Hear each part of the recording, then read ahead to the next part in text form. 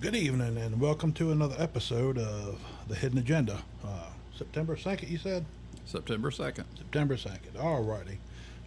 This one's kind of a fly by the moment. I didn't announce this earlier today. Was thinking about going on, but sometimes you get messages sent to you just kind of spurs conversation, and you kind of, I guess, need to answer some of those questions that people have. So we're going to get up here and answer some questions. But before we do, how about them Vols, baby? How about them Vols? With a new quarterback. How about that old quarterback? Oh, man. He should have read up on everything about California before he went. So he goes out there and thinking he's going to make more money, but he forgot they got a sports tax. They got a tax for everything. And now he's making less money. You know. Seems like I think he did eat the dirt a little bit, so maybe his offensive line out there is not all that great. They were playing an unranked opponent. But yeah. Cheers to Nico. Yeah, he. Nico who? I don't know if he's able to sit down right now after that spanking he got. He got one. It's pretty tough. And for Candy Davis, Row Tide Row. Oh. Yeah, that was another good one. And I noticed that you we chatted about it. I sent her a text. I said, I quoted those lyrics from John Anderson, Seminole Wind, Blow, Seminole Blow. Wind. Anyway, yeah, it was a good weekend of Don't forget Texas. football sports. That's another one too. Ohio State set Texas down. I haven't even looked at the rankings yet. This week, have you? I looked at them, done forgot them though. But I know that Texas dropped. Tennessee come up 2, I think. 22. Yeah. But Who Texas popped into number one? I'm Penn sure State. Ohio State. You think Ohio State did? Yeah, what was they ranked, 2 or 3? They were ranked third, I think. I bet you they're first. It could be. I mean, Arch. I got friends that's Texas fans. I've got family that live in Texas, Texas fans. I've just got a problem with Arch. And he may turn out to be everything they say he is. He may be the greatest thing. Since he may be just like his uncle or Tom Brady or Terry Bradshaw. I don't know. He may be one of the greats, but we'll see. Yeah, we will. We'll see. Of course, he opened up against a tough opponent too. Got to give him some on that right there. Yeah, I don't quite understand what the the thought process was behind whoever decided to make that At this early of the year. Mm-hmm. Yeah, that's pretty tough. Usually playing cupcakes. Well, and I know I don't think you're on the same side of me on this here, but I got to give a shout out to LSU too. If Ogeron was back there, Yeah, I liked him. Brian Kelly just smells like Notre Dame to me. Yeah, they kind of pulled that out. That was Oh, another yeah. Yep. upset. Lower ranked team popping in a higher ranked team. Anyway, we're going to get started. The first thing I want to go over with you is we talked in the last podcast, Tim and I, about some stuff. Apparently, it's tweaked a few people's. Got them a little upset, but talking about tourism and the Chamber of Commerce. On Friday, I got messages sent to me. I got tagged in a post about information that was shared by the chamber about tourism figures. And now I went back on. I did a little bit of research on the state tourism and economic. I don't know how exactly they call it, but it's a quick Google search brought me there to it. And the same information I'm going to show you, the same information that was shared by the chamber. But there's something in there I want you to read, and then I want to explain something to you as well. I'm going to pop up a picture here for you to look at. All right, this is what was shared. And there's one thing in this that kind of, let me see here if I can get it to, right down here. So I don't know if I can get any more, but right here, it talks about day trips. Let me pull the photo up on my phone, so bear with me for a second here. But day visitors, one whose trip involved travel greater than 50 miles from home, spending time in the destination market and returning home to sleep. Okay.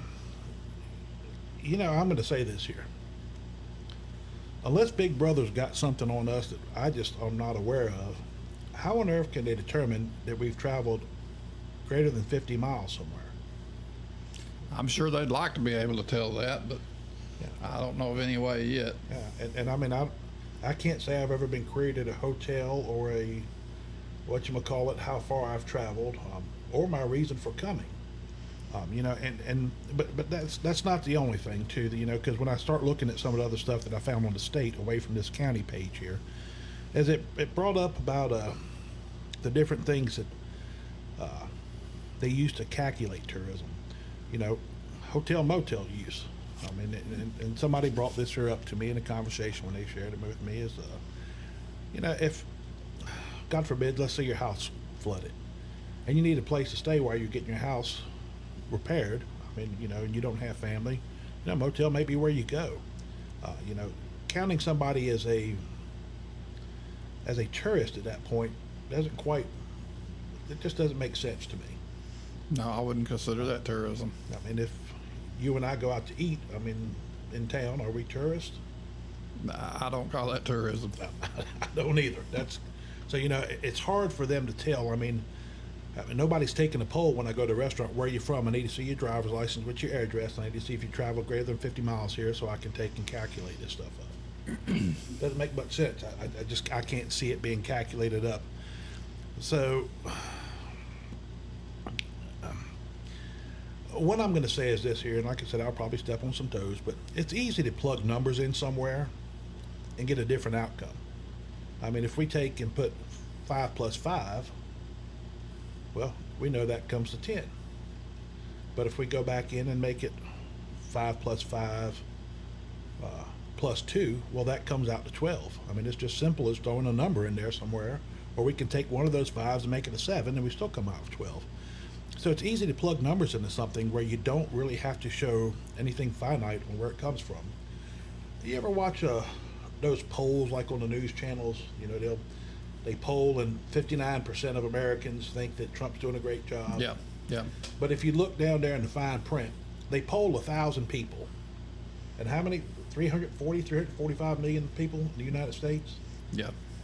And that all depends on where do you poll at. Exactly. If you poll here, yep. And if you poll in San Francisco, probably not. Right. So, and it's easy to come in and say, to throw numbers out. I mean, last week at the city meeting, y'all had 0 dead. Yeah. I mean, it's just easy to throw numbers out to justify anything that government wants to do. And, and are we wrong for questioning government? Absolutely not. That's our responsibility. It's our civic duty to make sure that the government is behaving in a manner that's beneficial for us. That's their job, is to serve us and provide us with services that we put money into. It's pretty cut and dry. Anything you want to chime in on this here? I mean, No, I think you got it right there. I think, no, you got to question your government at times. I mean, all levels of government need to be kept in check. Exactly. It's our responsibility to hold accountability. If not, then if you're not questioning, or if you're not keeping an eye on it, then you can't complain about it. It tells you how to vote. It tells you how to vote. That's the whole thing, is you've got to watch what's going on, and then you've got to make a determination. Is this what I like? Is this what I want? Is this how I want to live? If not, you need to get to the polls and you better vote. And speaking of voting, we're going to shift gears here. 77 today? I think it was 77. 926 total early votes so far, and we still have tomorrow, which is Wednesday. We've got Thursday, which is going to be an extended day, I believe. The polls are open till 5. And then we've also got Friday. So we still have 3 more days of early voting before it shuts off. September 6th is the... Whoa. Well, Sure, today is the 2nd. Yeah, today is the 2nd. September 6th is the cutoff date. I was thinking that Saturday was the last day. Yeah, Saturday will be the last day. So actually we have 4 more days, 3.5 days if you want to calculate it up, of early voting left. So, you still got time to get out. And if we're continuing to average, let's just say 75 a day, there's still another 300 votes, putting us well over 1,200. Right. And that's before we get to the election. And, And I still encourage everybody to early vote. I know there's some. I've got a friend. He's not going to vote until election day, and that's just the way he's been all his life. And he's not going to vote until election day. But as I've said before, election day, something could happen. Could wake up sick. Car might not start. That house may flood. Who knows? That's right. There could be a reason, something that could keep you, a family emergency or anything, keep you from getting up there to vote. So in that case, you would have lost your vote. Yeah. And as you're saying, this is if you want to make a change, this is your chance to make a change. Alrighty, we're going to go into the next thing here. It's come up. I've got some pictures I'm going to show you today, tonight, and it's kind of what spurred the conversation, and the reason we're actually doing this tonight. First thing I'm going to pull you up is a picture. This is coming directly from the city's budget for fiscal year 2026. This year's budget for the city. This is the budget that was sent to the aldermen to vote on the second reading. And actually, let me rephrase that there. This is a corrected budget. Because you made some changes on the second reading that had to be corrected in it. So this is actually the corrected budget this time. But looking at this picture here, I've got 2 things highlighted. Number one, you'll see down there in the green, that's the value of a penny, and 26,411. So I want you guys to understand what this means. I've said it a couple times, and I think it's worth saying again. Every time we see a property tax increase, let's say the last one was 15 cents, and that's going to be part of our conversation coming up. Okay, for every penny in that 15 cents, 15 cents, 15 pennies. Each one of those pennies generated $26,411. So you can calculate how much money that the government obtained, increased their revenue by taking the value of a penny and multiplying it by however many cents they raise it. So a 15-cent property tax increase times 26,411. Yeah, and this is for this year, so I mean we're not accurate with the value of the penny here, but if they were to raise this property tax, $396,000, so $400,000 is what this would generate. So that's where the value of a penny is. That's just something to keep in mind. when talks come about with property tax rate increases. Okay, next thing here we're going to look at is right up here in the yellow, you're going to see the property tax rate. Now this is what the property tax rate is, 1.19. It should be 29. I can't see it here, and I'm not going to dig into my pictures to see. But this is this is the current rate of what they get. So if you want to calculate up the property tax rate to see how much money that the city actually generates, take that 26,411 and multiply it times 1.1 or 119.29. And there's some resolution in there, and that will tell you exactly how much the city actually collects in property taxes for this year. So that will give you some a basic understanding of how that works. Now, the reason I brought up the property taxes in here is one of the things that was sent back out to me, and I'm going to pull up another thing here, was information that was put out by Alderman Fred Ellis. Now, Alderman Ellis is consistently telling us to go to City Hall to get information. Go to City Hall, go to City Hall, go to City Hall. Well, I got this information from City Hall. I mean, it comes from the budget that's created at City Hall. And in addition, I also went to the Comptroller's website to verify that there's no information and any wrong information there, because the Comptroller is also they have to have all the information that comes in.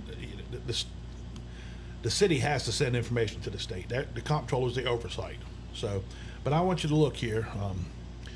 If you notice right here, where Alderman Ellis was like, for over a decade, Lexington's tax rate stayed flat at 90 cents, which we've already shown you pictures of that there, and that's not true.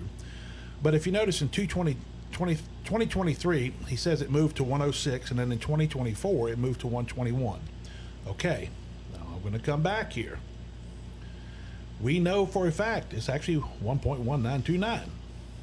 So I'm not sure where he came up with 121, but that's not the right figures.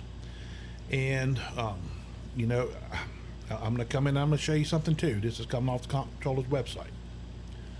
If you notice right there, this is from 2023. It did not go to 106. It went to 104.29. Okay? Plain and simple. It's right there. That's what it's always going to be. Now we're going to come up here, and this here is going to be 2024, which is this year. It's 1.1929. Now that goes back to the same value that's sitting right there in the budget. So his figures were wrong here. Okay, now I want you to come back here again. I want you to look at this here. Right now our property tax is 1.1929. All right. In 2023 it was 104.29. If you take 119.29 and minus 104.29, that is 15 cents. That is how much the property tax went up. That is what they approved. Now I've heard 18 cents, I've heard 17 cents, I've heard 14 cents. And most recently, this was what spurred this thing. Was last night I get a screenshot of this sent to me from Alderman Ellis's post about the truth behind the 16-cent property tax increase. Well, the truth is there's no 16-cent property tax increase. It was a 15-cent property tax increase. And if you would actually read down further in his, I don't know if I can get it or not, but yeah. I mean, he mentioned it multiple times in here that it was a 16-cent property tax increase. I mean, I think there was, well, right there I know for a fact we see it twice that he mentions 16 cents. I can see a typo on the first one. On the second one, I have a hard time believing that.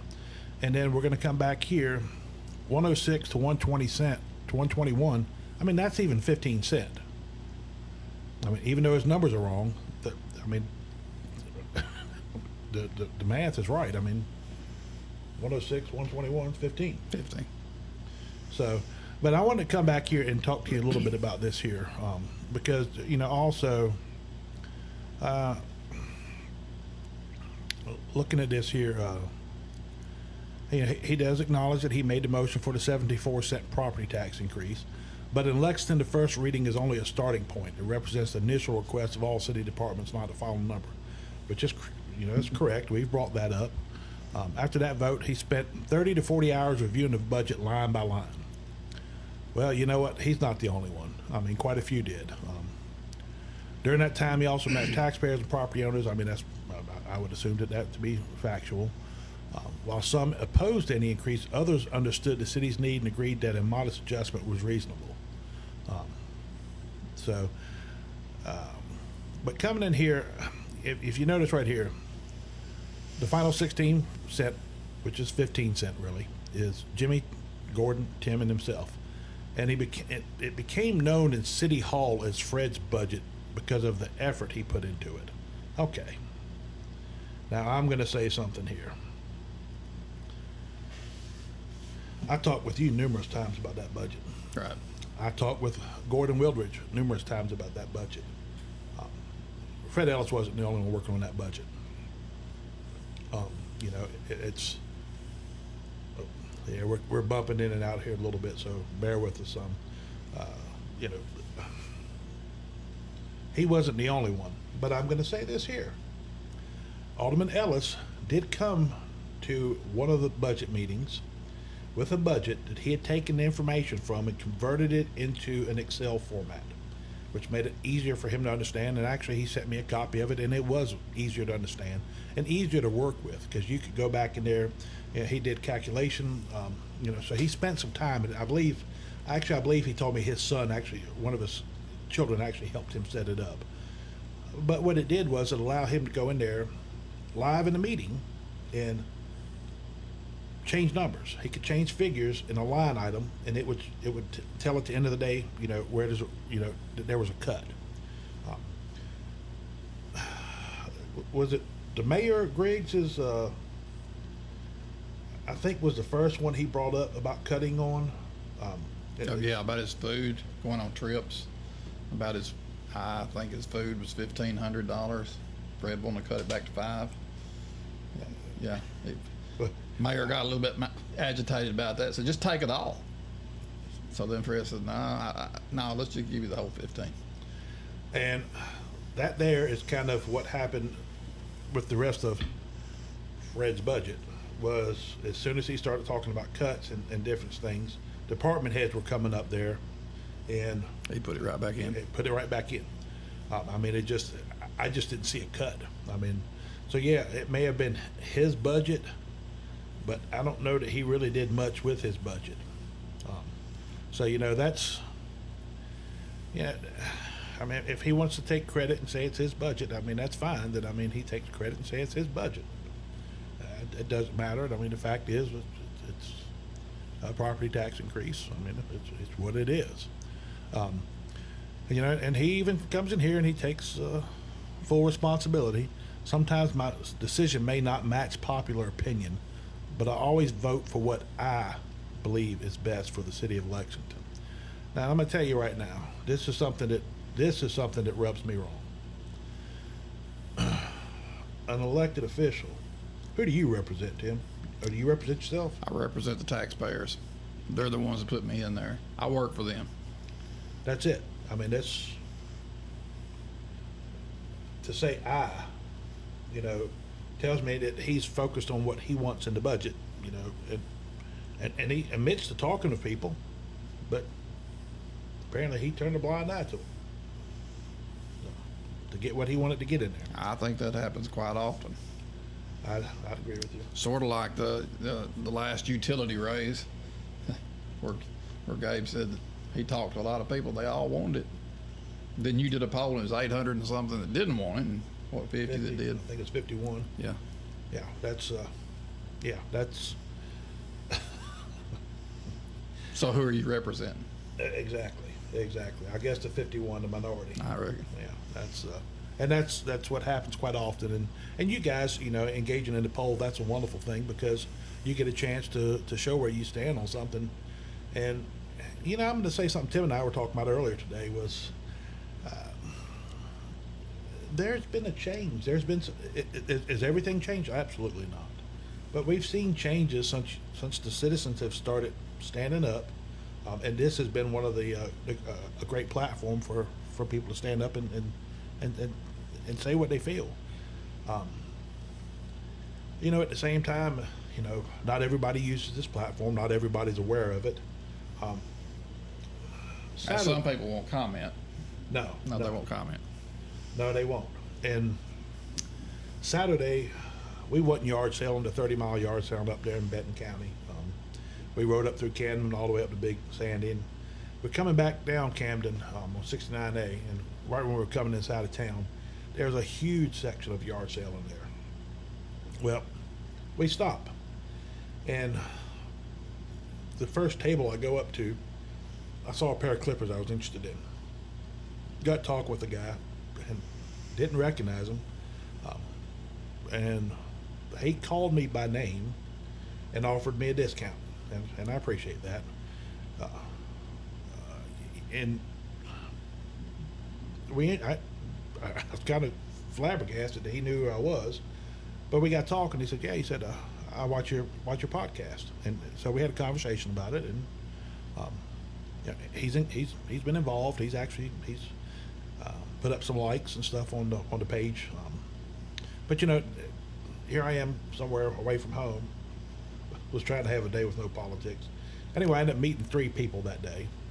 2 other ones, 2 from Lexington. One is actually from Camden, who actually watches our page, just to see how things, how it looks when people stand up. The one you're talking about is watching us right now. Yes, he is. I don't have him up here. Yeah, there he is. Yeah, you're right. He is watching right now. So, you know, it's the second person I talked to from Lexington that day brought up something. This is kind of what Tim was talking about.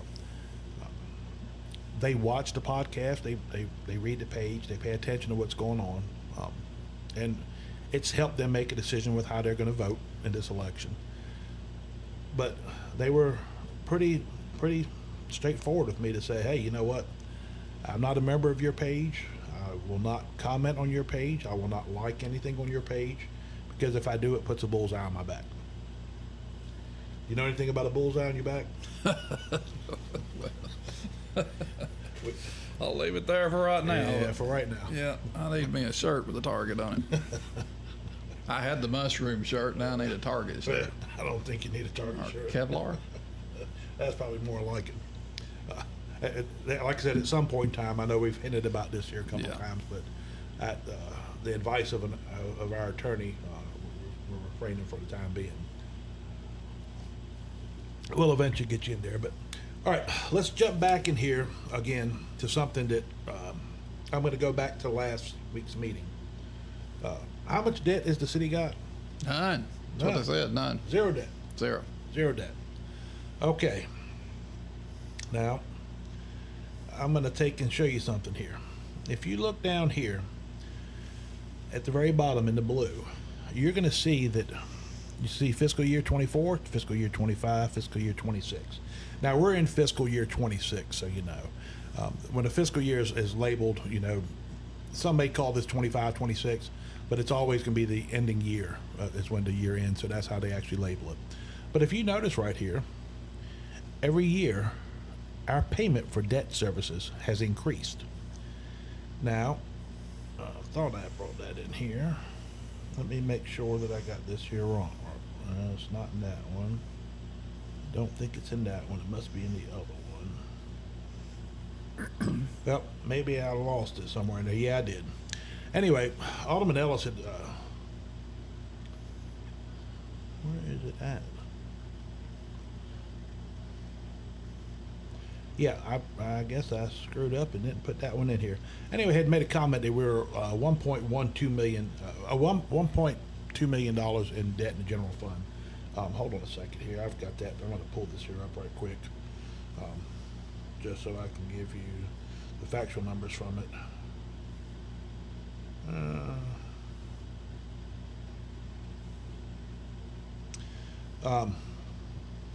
General government debt is 1.171614. So 1.71614. Now we're going to come back in here, and we're going to come right here. This is, if you notice right here, this is our notes and bond. this is, you know, if you notice here in the, let me get this back up. Wrong line here. Here we go. If you see our principal outstanding balance, and this was, might as well say July 1st of this year. This is rolling in. We're somewhere around about 5.712 million with bonds and notes in debt. So the general fund's actually around about 5.7 million in debt, not 1.171. If you look over here, you can look at our principal payments for each one. For this year, in bonds and debt, we're going to pay $964,831, and in interest, we're going to pay $148.43. Now, I want to say something about that there when we're talking about interest. Somewhere, I think they say we have $6 million in reserves. That's what they said. Okay, if we got $6 million in reserves, I mean, if it was 1.171 as it was stated, I don't understand why we wouldn't pay that off there so we don't have to pay interest on it. But realistically, I mean, it's showing here we got 5.7, and we can't use all of that $6 million because we have to maintain roughly, I'm saying about 2.2 million, I think is what's correct. That's about It needs to right. be, needs to be maintained. So, yeah, the debt is not, what you're being told is not factual. I mean, that's the reason we have these, we're sharing these things here with you. This information is coming directly out of the approved city budget. This is what the board approved. So, now also, Alderman Ellis had made a comment about, where are we at here? The Stephen L. Bates, the bond company for decades, is funded by property taxes, is basically debt free. The city owes 1.1 million in general government debt. Well, I mean, that tells me 5.7 million. You know, and he says he thanked the board for the work done over the last years to pay down city debt. Now there is some differences here. I mean, when a debt service rolls off, when they're finishing up a bond, that comes off the books. But if you look here, I'm going to read this to you again. He personally thanked the board for the work done over the last 4 years to pay down city debt and said Lexington is the best financial shape in years and that most cities our size would love to be where we are from a financial standpoint. Every year, pay down city debt. But yet, if you see here, 24, 25, 26, our debt services have increased every year for 3 years. So, you know, and I'm going to go back and I'm going to tie this here in with the tourism thing. It's easy to plug numbers into something to make it work how you want it to work. But the truth remains is this is all public record stuff. This is what it is. We're not making this stuff up, you know. And what I would really invite everybody to do, because I've caught some grief over the fact that I share information. Don't trust me. Go to the Comptroller's website. You can do a Google search and it'll bring you to the Comptroller's website and look for what you want to look for. You know, look at our audits. You can find our audits by the year, and you can find it for each one of the funds. You can look at the property tax rate. Just Google property tax rate for municipalities in Tennessee, and it'll bring you right to it. And just go down to the Comptroller's website and look at it by year. You can see all this stuff. You don't need to trust me.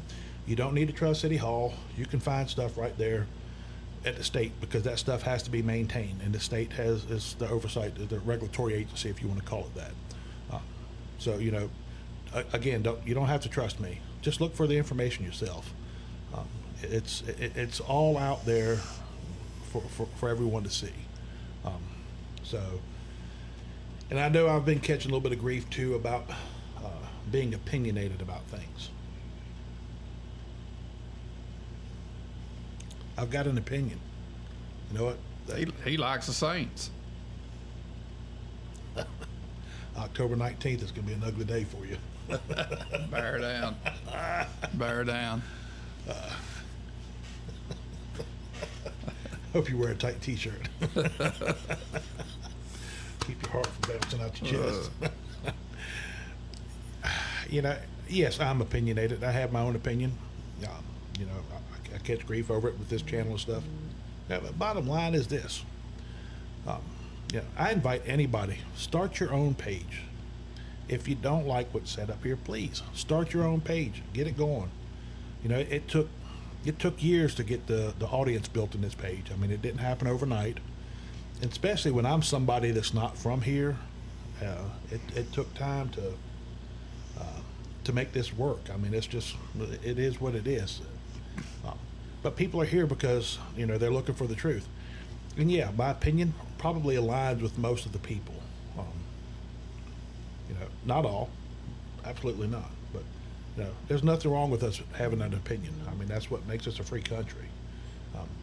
But, I want to move past all of this here because we're kind of, this was the for those for my naysayers, for the negative side of things, we got the negative side of things.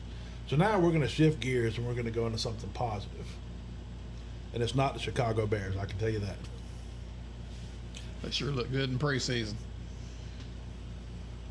They did look good in preseason. They beat the Bills, they beat the Chiefs too, didn't Beat they? the Chiefs. They look good in preseason. The preseason don't mean anything. No, I don't mean It nothing. don't mean nothing. But they did look good, I have to give you that. They look good. Some other things that's going on too. Last podcast we had going on, we had some conversations about the Montgomery Center.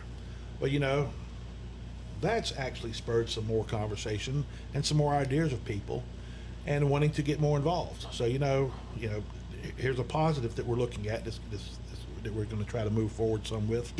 We're going to take and we're talking with other citizens who want to get involved, and then we're going to eventually at some point try to make we got to get a tour of the Montgomery Center, and I'd like to really sit down with their leadership more and get some more information. Have you never been in it? No, I haven't. It's very nice. I've been down there for the Martin Luther King events they have every year. I've been down there for a fundraiser or two. And then I've been down there with the United Minds where they're cooking all that barbecue. Yeah, you can make a donation and run around there and eat barbecue all day from different people. I seen one guy had a lawnmower. Look at the barbecue thing. It looked like a lawnmower. Yeah, Really? Yeah, cool little thing. Make a barbecue.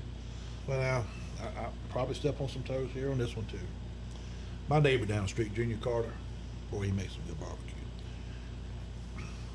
Junior's got barbecue. I ain't got to put sauce on it. And that tells me a lot. Because pig, when you get down to it, is not very flavorful. The sauce is what really makes it. So Junior's barbecue, I can eat without sauce and love it. But I can remember the days when I could sit up all night, which I don't do anymore. But when they put that hog on, and then about 2 o'clock in the morning, flip him over, Yep. dig in them ribs. Oh, heck Ooh, yeah. Lord. Back home, we call it pig picking. Same difference. Now, our sauce is a whole lot different. Now, we use, being on the eastern part of our property, straddles Virginia, North Carolina. Eastern North Carolina does things different. Now, I will say this here. I prefer the pulled pork that I get here. And actually, I'm going to tell you right now, Scott's, when they chop it, it's Scott's. I like it chopped. Now, back there, they chop it a whole lot different. And the pig here, to me, is better. But that mopping sauce they use, and they use a heavier vinegar base. It's a lot more vinegar, and it just really, it makes the pork pop. When I was about 16-year-old, I went into Scott's. I ordered me a barbecue sandwich. I said, make it hot. That's when Early Scott was running it, and he said, how hot you want it? I said, you can't make it too hot. Famous last words of a fool right there. He burnt me up, sort of like that chili you made me that time. Oh, My chili wasn't that bad. that chili was hot. I've never eaten chili too hot. I've never eaten sausage too hot. But that chili, what'd you put in it? Habaneros? It was hot. If I told you, I'd have to kill you. Well, don't tell me that. I've got a friend of mine up in Jersey. He gets Carolina Reapers, and he extracts the oil out, and he'll send me the oil out. And I don't put a whole lot in there, maybe a half a teaspoon at the most For real. in a big pot. Now, that Carolina Reaper ain't no joke, boy. It ain't no joke.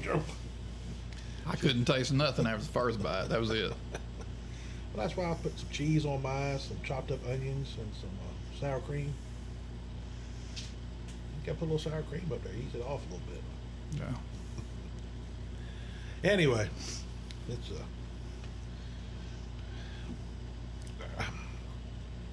you know, there's things going on that we're going to be shifting gears with a little bit here as well, with the page and with the podcast moving forward. You know, we'll get back to, you know, I think the county will have their quarterly meeting sometime this month, and then the city will have their monthly meetings. And obviously, we'll keep you updated on the. Donna Ross has been sharing all the numbers for the election, early voting. Every day she posts it up as she gets the information. And thank you, Donna, because that saves a lot of time that right now we don't have a lot of. Personally, I've got a lot of stuff going on as well, family-related stuff that I've got to take care of. So we're going to be easing back off the politics somewhat in all of this here as we move along. There's a lot of other things that's going on that we're trying to actually help bring awareness to, and other organizations are actually stepping up, like the Hensley Center for one. Obviously, the Montgomery Center is what we're talking about here a little bit, and so we're going to be starting looking at different things here to see where we can.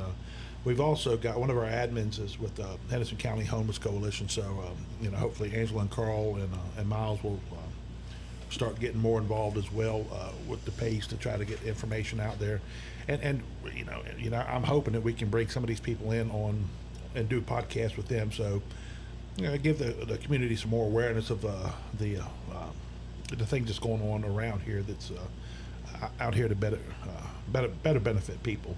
So you know, we're gonna continue to work on getting that information out as well. So like I said, there will be some changes up. I'm hoping moving forward, Tim or any politician will come on and help do recaps of the meetings. You know, I've put post out after post out after post out and brought up in videos numerous times about the planning commission or the county mayor coming up and explaining what happened in the last the planning commission, and have not heard anything from anybody. So, you know, I would hope that these politicians or these people who are appointed to committees really want to promote transparency and come on. I mean, have a seat. I mean, it's not that hard to have, you know, answer some questions, you know, direct the narrative, tell us what's going on so we have some information. But you know, that's kind of where we're moving forward in the future here. But for tonight, this was the main information that we want to get out to you this evening. So you have some things that are factual based, you know, and by no means we're not up here trying to beat up a candidate that's running for election, you know. But you need to know the truth about things. You need to know what's factual, and it kind of worries me a little bit that our current sitting alderman is not being. I don't know where to get the information from. I mean, it's in the budget. I don't know where the information is coming from, but it's not in alignment with what's on in the budget. It's not in alignment with what's on the comptroller's website. So, you know, again, we're not picking, but these are the things that are sent to us that people are asking questions about. So these are the things that we're addressing. You know, and again, any of the candidates. I know Andy Anderson, Fred Ellis, Jeff Griggs, and Ernest Ray Thomas Jr. If y'all want to come on to the podcast, please, by all means, give me a call. I would be more than happy. I'll do everything I can around my schedule to get you guys in here. I mean, that's, you know, if this is what you want to do. If not, I mean, that's fine. It's not a big issue. All right. That's got the political stuff out of the way. What else you want to talk about? I don't know. Let's see. Last time we talked about music, we talked about football. Of course, we talked about politics for sure. But the music was a very good conversation. Music was good, and I left one group out when I was naming those groups that used to come over there to Pratt's Park, or the cow pasture as they called it. I've even got a T-shirt that says "I shot the bull with Billy," at Pratt's Park. That was Billy Carter. Really? Yeah, he come over there. Yeah, Mickey That- Gilly was over there. Crystal Gill. Yeah, Did Billy you bring Carter. Billy beer? Yeah, I've got a 6-pack. It's never been opened. I got one at home too. But yeah, he was drinking Pabst Blue Ribbon at the time, I think, and somebody comes up. He wore a blue leisure suit. It was hot. He walks around in this blue leisure suit, and he talked to everybody. And somebody walked up to him. I was standing there and said, "Are you a redneck?" He said, "Well, I don't know." He said, "I guess if redneck means that you walk around telling lies and drinking Pabst Blue Ribbon, well, I guess I'm a redneck." But that was before he made his own Billy beer. I'll tell you right now, that's But the other group that I left out was T.R. Crooks. They had a great song called Farming Man. I left them out. They were up around Camden. Great group. Isn't Larry gotten with some of the members of? Isn't T.R. Crooks and Raising Cane's kind of melted together recently? He's got some from somewhere. I can't. What does he calls it? And then when Raising Cane broke up, there was another group that formed. Larry Brewer, who was probably the lead singer, when they broke up, he formed his own group called Windows, and they were good too. And I have seen Larry share some music of Larry Brewer's now. I think he lives down in Florida or something. He's even got a song about back when, and he was talking about Raising Cane. When Raising Cane played, they had like groupies that followed them. That's the only way I know to say it, because you knew they was going to be at the Apple, you'd be at the Apple. If they were going to be at Three-Way, you'd be at Three-Way. Wherever they were going to be, that's where everybody was going to be. You just need to be there because they were going to be there. But when you get a band that's got a draw, it's not the same as it used to be. They had a draw. That's yeah, it's you don't see big followings like that anymore. And you know, and I think that probably has somewhat to the venues. I mean, there's just not a lot of venues and places to play. No. It's kind of an art that I'd love to see get happen again, but you know, I mean, the world changes, times change. Yeah, it's not like it was. No, it's definitely not. You know, I see we've got quite a few people that's popped up in here and has been watching. We appreciate you guys. I mean, we really do. It's you guys are what make all this possible. That's just the gist of it. So yeah, thank you guys for tuning in for all these podcasts we've had. I mean, it's yeah, I'm truly thankful that you care about what's going on in your community, and I mean, really, it's that listen to me and Tim's ramblings, to listening to the candidates and where they stand, and so you know what's going on, and having a Q&A with them. You know, it's refreshing to see people that care about really what's going on. And you know, and this is just one of the small things, and yet it's it is the bad part of what goes on in our community, if you want to call it that. But you know, these conversations have to happen. If not, then we just get complacent and we continue to spiral out of control, in my personal opinion. I can't figure out why the other ones won't come on. I don't know. You don't have a clue, do you? Maybe the questions can be asked. Could be. Could be. There's when you attend the meetings, it's one of the things is when you're listening and you're actually paying attention, you can tell a lot by what is said or what is not said. You know, and when I first started doing this here, I had a commissioner pull me to the side and was like, you need to pay attention, and beat it and beat it and beat it in my head. Until finally one day I had that epiphany. It's like, I just saw it, and now I understand why he says pays attention. You know, you really got to dig in deep to it. I see Mr. Harold Tall is actually watching. He was another one that was very instrumental in helping me understand what I needed to be doing Well, when I started this page, I started digging into things. It's amazing when you start looking at. I've heard a conversation that, oh, we can't get good people to run because of the stuff that you put out. Well, I kind of, my buddy here, Tim Rhodes, I consider to be a good man, and you ran for election last time, Yep. long after this page was started. Yep.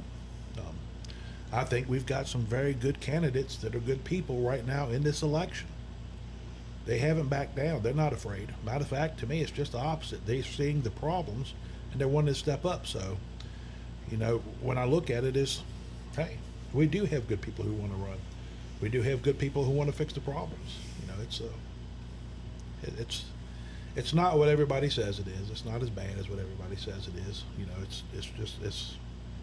It's an awakening. People should be encouraged.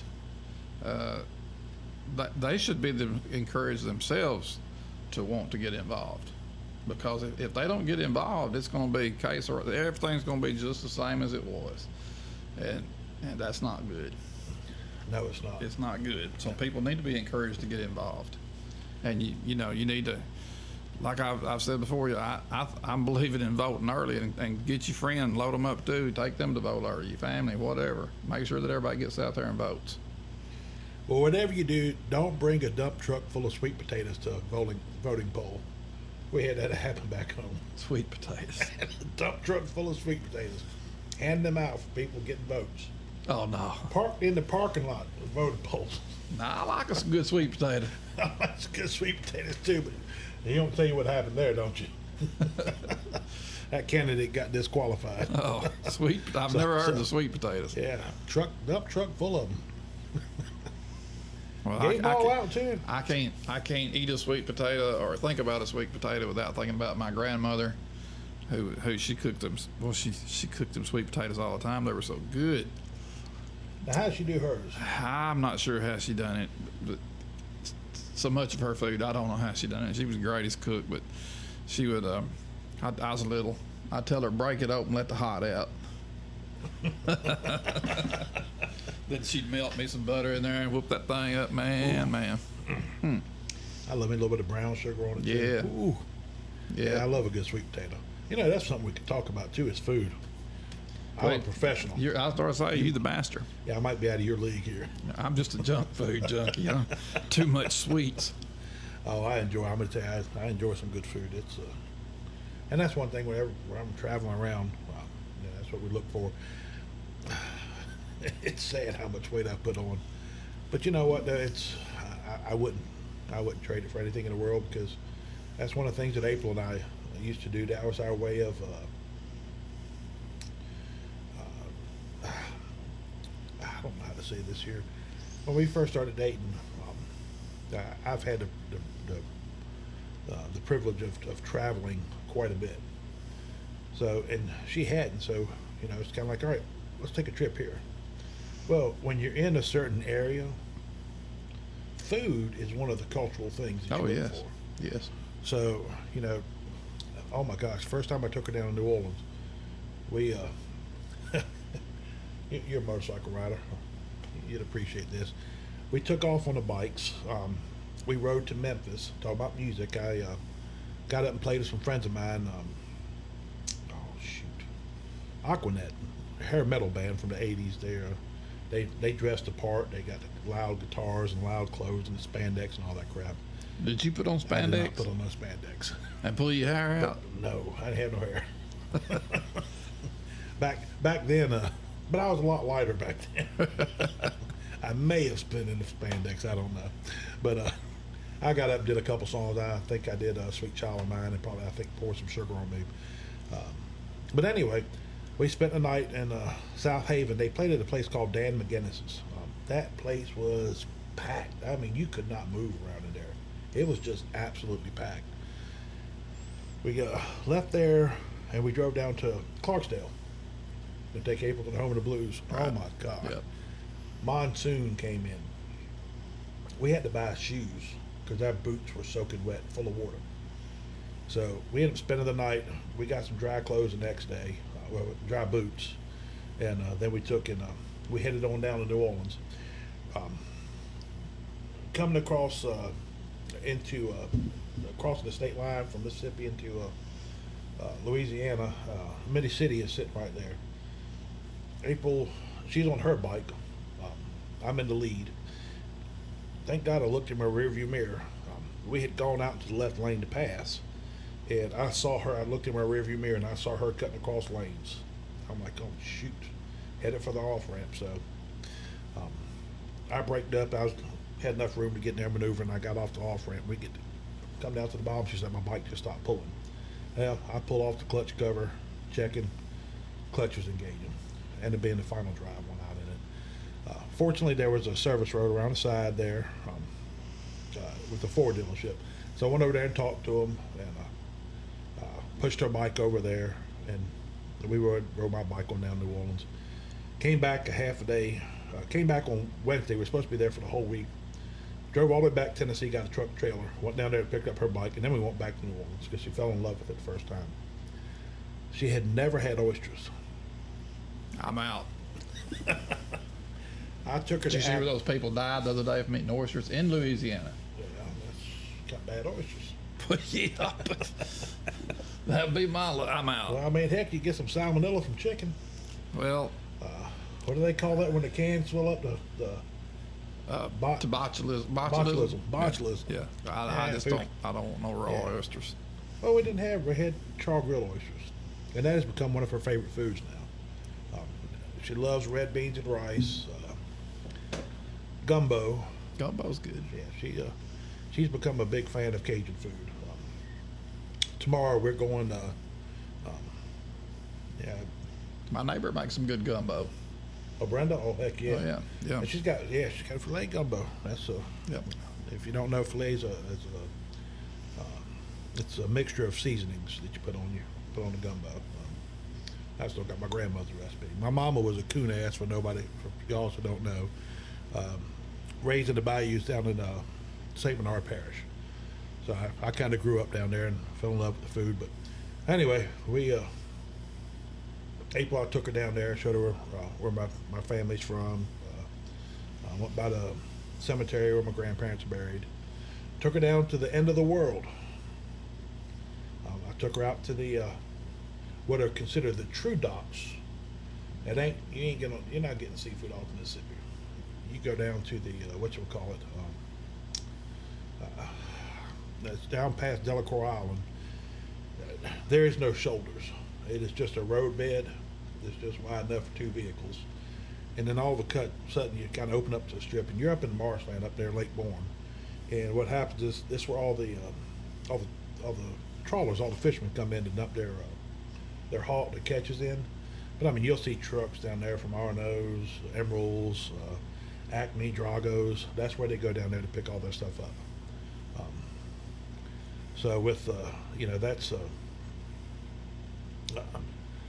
She got to experience that there. She get to see pelicans sitting up there, perched up there, waiting to catch stuff.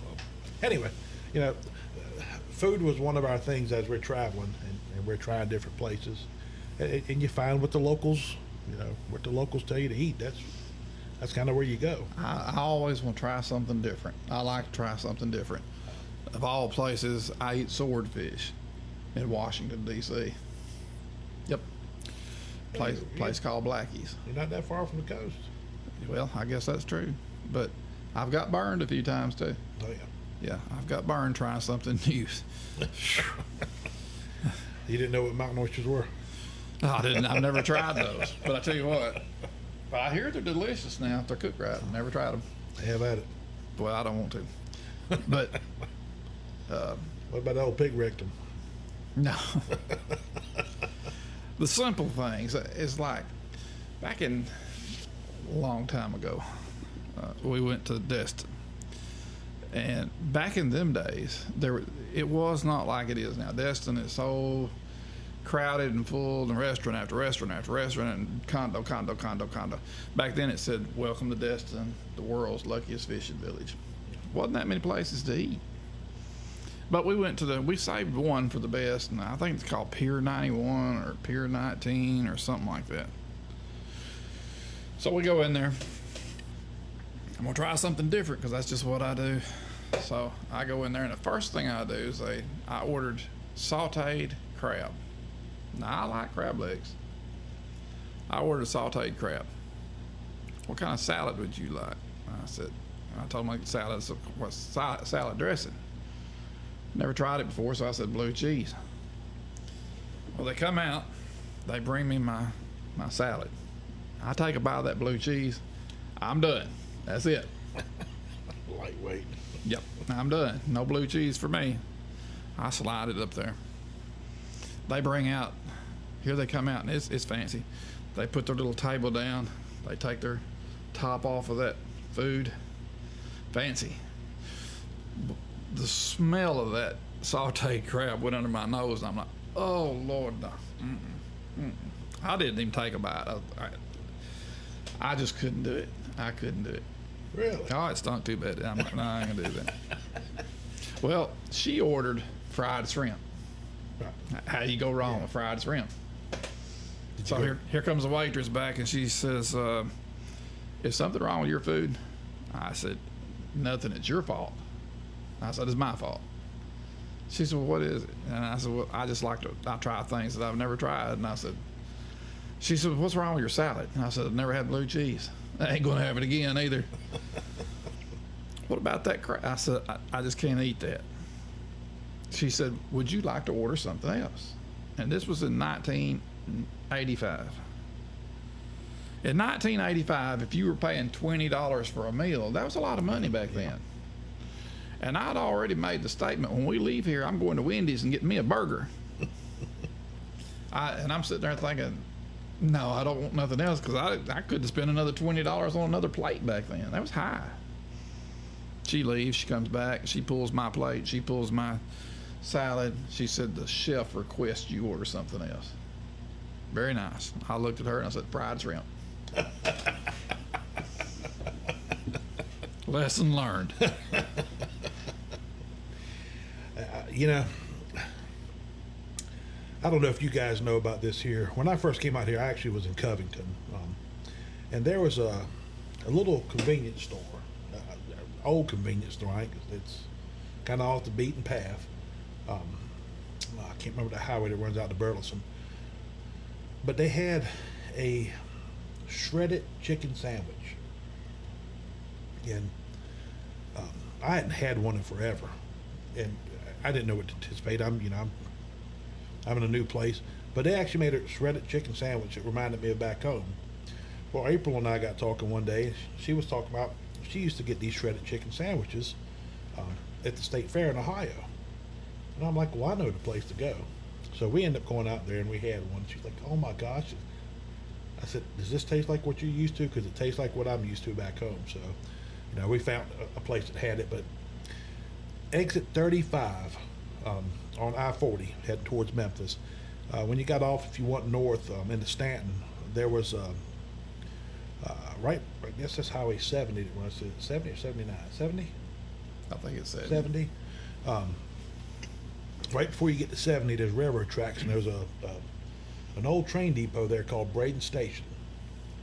And when I was in Covington, we used to go out there. Now, they only opened Friday, Saturday, and for brunch on Sunday.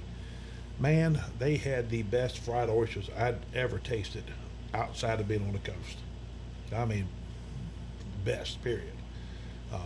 They ended up closing down a few years ago. But, yeah, we used to make that trip out there just to get fried oysters. Phenomenal, absolutely phenomenal. Just a buffet. That place was, it stayed packed. It was just that busy and that good. But that's another one of those things that you find. Normally when we're going tomorrow to Nashville. April's got an appointment with a neurosurgeon. Hey there, Kenny. I don't try to get my business stuff out there, but my personal stuff. But on 4th of July, we ended up at a hospital. We were up in Ohio visiting friends and family, and April ended up at the hospital that morning. And come to find out, she's got a brain tumor. So we're dealing with that right now. We're actually going to be going tomorrow to see the neurosurgeon after we've had some additional testing done to see what our options are, whether we're going to get the surgery. But so, you know, anyway, with that there, that's one of the things that's going to take up quite a bit of my time here shortly. But we're going to be going up to Nashville. Now, there's a place that we eat at called ML Rose. Now, they got multiple locations up there. But you were talking about a good burger yesterday. They got a good burger. They got a good fry. They have waffle fries. And I normally get the regular ones, but they got sweet potato fries. Either there or we go to a place in Franklin called Cajun Steamers. Now, they've gone downhill quite a bit. Gosh almighty, what the hell was the name of the guy that ran it? First time we went in there, we just wanted seafood, so we're coming back from Smyrna somewhere, and I did a quick search, and that was the closest one to us, so we made a beeline to it. We get in there, and I mean, at the time, they had some really, really good food. Melvin was the guy who ran the place. Anyway, we got talking, and I don't remember what the heck it was, but there was something I ordered. And I said, well, can you ask the chef if it's got this and that, this inside of this, if this was in it? I can't remember what the hell I ordered. But I was asking if it had a certain ingredient. And, well, he comes out from the kitchen. And he's like, how do you know about that? I said, because that's how my mama made it. It's like, where your mama from? And we got talking. And if you ever listen to a coon ass, boy, you can hear somebody that's from Louisiana. I mean, that drawl was pretty damn strong. But he got out there like, no, boy, what do you know about that stuff, man? Yeah, my mom was from down there. And like, oh, where your mama from, Ma? And it's just, we get into this conversation. Well, the next thing I know, we're done eating, had a good meal. We spent well over $100. He comes out from the kitchen. April is getting used to, is falling in love with Cajun food at this point. He brings out red beans and rice and gumbo and all this stuff, and sends it home with her. Man, we had to try the beignets. I mean, I think we also had bread pudding as well while we were there. He took care of us. I mean, it was phenomenal the amount of food that he sent back with April, because we just had a great conversation. And it's good when you can go into a restaurant like that there and you kind of have that one-on-one with whoever's preparing the food. That's one of the things I like. It just having conversations. I'll say this here, and I know I can't wait for Baja Grill to get back open. I know we can go through the drive-through, and that's fine. But you know what? With Baja, I enjoy going sitting at the bar, having a beer, enjoying my meal, and having conversation. It's not just the food I'm there for. It's the environment, the people you get to talk to. That's one of the things that makes going to these places and trying different fare. The cultural part of the food is part of the culture, but you need to talk to the people. And that's one of the things that to me makes it great. Wouldn't it be good if you had a place in there and had people playing a little music like they do down at Jack's down there? Yeah. Red Bones. Yeah. Well, that's we talked about this here the other night. Kelso Mojo, Lori and Ken, I consider them friends, and whenever they're playing someplace, we try to see them acoustically. Tequila's is one of the places they play over there quite a bit, in their Red Bones, and we'll invite friends just to go see and listen. Like I said, Lori's voice it does it for me. Everything goes better with music. It does. I don't care. Everything's better with music. That's it. And it's I don't know. You're right. I wish we kind of had some places like that there. That would be nice to have here. But with that there, it's going to take a little time to grow it. I think we can eventually get to that point, but I think we need to start at other places and then let it meld into it. Let's, like I don't remember who it was last week mentioned about a battle of the bands, local bands. Probably me. They used to have a battle of the bands. Yeah, you do something like that up there at Beach Lake, where everybody can come attend and listen to them. That's a great thing. And then now you've got venues, restaurants, bars, and stuff locally around here. Well, they can listen to these musicians as well and hear what they've got to offer.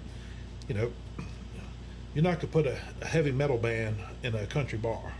No. It just ain't going to go.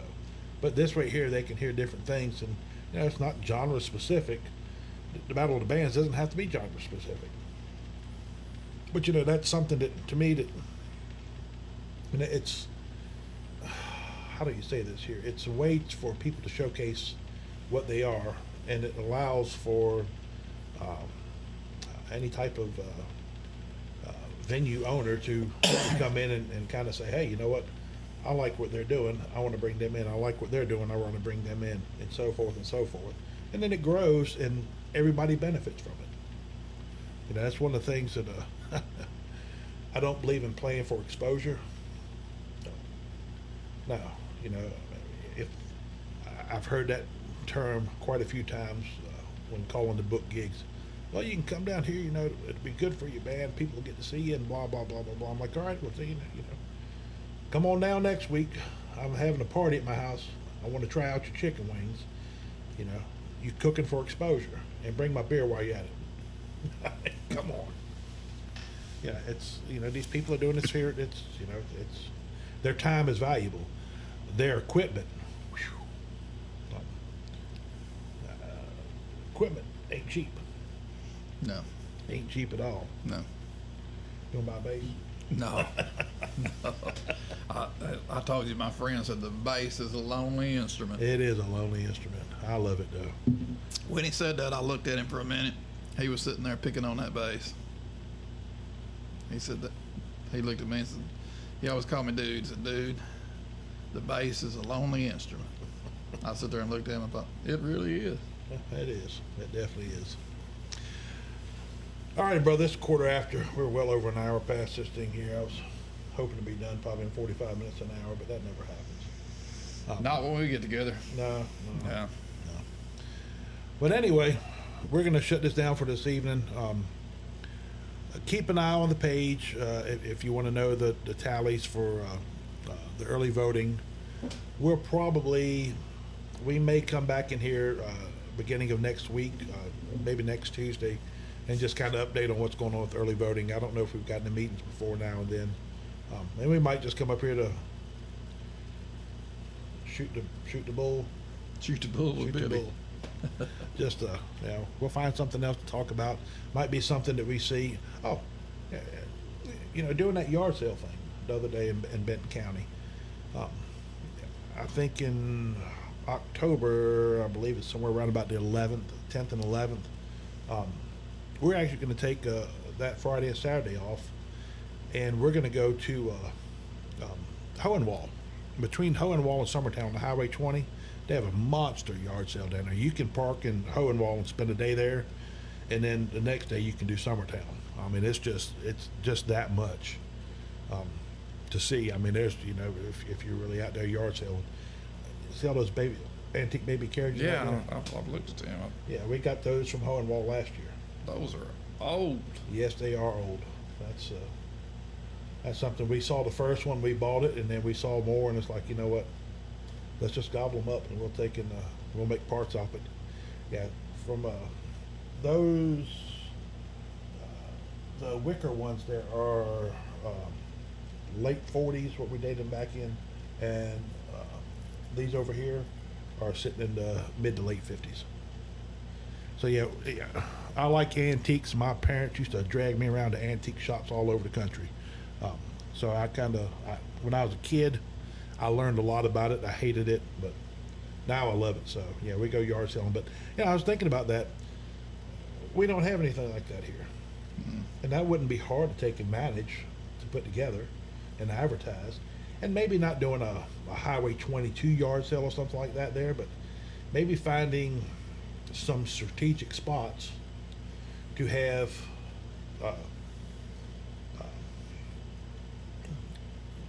I don't know, the spotted sale. So you go to this spot, this spot, this spot, this spot. One could be Beach Lake, and you could have vendors set up out there selling yard sale stuff, items. You know, people can come up there and buy yard sale items, or find some of the other bigger places, the airport, old airport, we could do it at. That could be one spot. You know, the high school does that one up front there, but you can probably coordinate something like that there that wouldn't cost much of nothing, and people would want to participate. And it draws tourism into our county with very little effort. So that's just something when I was up there looking at that, I'm like, man, this is an opportunity that we could capitalize on. I mean, a Highway 70 yard sale. Key thing is doing it when it's cooler. Man, I can't stand going yard selling when it's 95 degrees outside. No. But yeah, we get it in cooler weather, that'd be nice. Yeah. But anyway, just more ideas. We're going to shut this down here. Thank you guys for tuning in. I know we've lost quite a few of you guys from the initial numbers we had, and I understand. We're just having a conversations. But y'all have a wonderful, wonderful evening. Continue to get out there and vote. Early voting, like I said, will go through through Saturday. Saturday, I believe the polls close at 12 o'clock, and that'll be it until September 11th, which will be actual election day. And that is going to be September 11th is going to be next Thursday. So we're not far from the 9/11. election. 9/11, yeah. 9/11. Yeah, Kenny, that's yeah, flea market. I mean, any of these things here, there's definitely some opportunities here that could we could be looking at to capitalize on stuff. And it, like I said, it benefits the locals. And I don't know if they brings still people have. in. They used to have one in Huntington all the time, flea market. Where at? You went out. I've been over there with my daddy before. It was on out Down at going like towards toward the Brewston, I think. Yeah. Yeah, down there in the old fairgrounds. Yeah. And then I don't know if they're still there or not, but then you got the one over at Crump. Yeah, no, that's the one we go to is Crump. Yep. But that one ain't as good as it used to be. Crump. It's Hard last not. time we went, Crump wasn't as good as it used to be. Now I used to go to Crump when I was out in Waynesboro. We used to go to every weekend. Have you ever been to Ripley, Mississippi the first Yeah, Monday? first Mondays. Yeah. Wow. Anything you want, you Yeah, can find it whatever there. you're looking for, it's there. And I'm going to tell you what, that place is always packed. Yeah. I mean, always packed. When I was in Covington, we used to go down there quite a bit. Matter of fact, we used to go down to Sardis Lake to go fishing. Boy, we crappie fished down there. And man, that lake was so easy to fish. That's where we go down there to stock freezers. Now, if we wanted to fish for a challenge, we'd go down to Arca Butler for crappie fishing. Boy, that was some tough fishing. Some of that buckbrush you get up under there, boy, you just dance and jig. I'd run Carolina jig, pull two at a time. My uncle, he lived in Memphis, used to fish at Sardis all the time. But there's another lake. It may be the last one you call down there. I've seen crappie come out of there. I'm like, man, they're monsters. I wouldn't know what to do if I caught one of those. They're monsters. I'm going to tell you, Arca Butler, that we'd get the big ones, but you had to go in there. You had to go in that buckbrush and find them. And I'm going to tell you right now, you were straight jigging down. It's almost like I was leading line on the fly fishing. And you'd catch them on the fall. That's when they'd hit. So you're having to pull just enough tension so you can feel it, and then you'd have to reel in your line and then set and pull them in. It was a challenge. Sardis, dude. Kevin had made this. I call it a shanty. He built on top of an old pontoon. Took the pontoon, put a deck on it, and just built this shanty up. Cause we'd go out there when it's cold. I sat on the back. Him and Bruce had the front. They each had a corner, and I had two back corners. We would just drop, I don't know what size money bags we were running back there. Just let it drop. And when it would fall, it hit the bottom, and you reel up about a foot. Use minnows, hook them through the eyes so you keep them alive. Every time when you see that pole, your pole's got tension on it. When you see that pole come up, oh, you got a crappie on the line. Reel in, set, pull them on up. We would go down there and we would limit out, and I mean big old slab crappies. Big. Probably in 30, 45 minutes, all of us would limit out.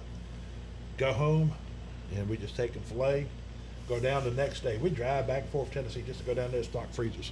I love good crappie. I do too. That and walleye. Yeah, That's another damn good eating fish there. That's a fine eating fish. I tell you. Last time I went fishing, though, it's been at least 2 years ago. I went with a friend of mine. He died last April. We was fishing.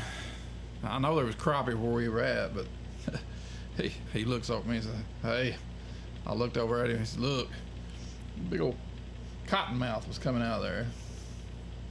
I said, "You better scoot over here, see what he does." Well, then he come right up there where he'd been fishing. I said, "Well, it's time for us to go." We used to go to a place called Shoop's Landing. It's out near Fort Pillow.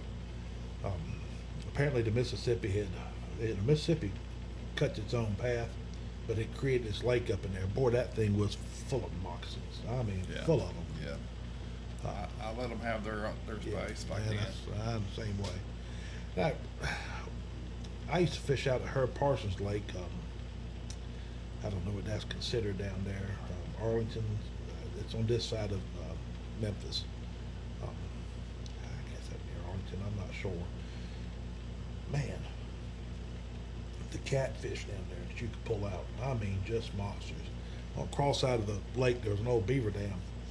Man, you could go out there with minnows and you could just tear up the catfish. They just sat around there, but right off where the load ramps were, the load ramps were here, and they had a bait shop here.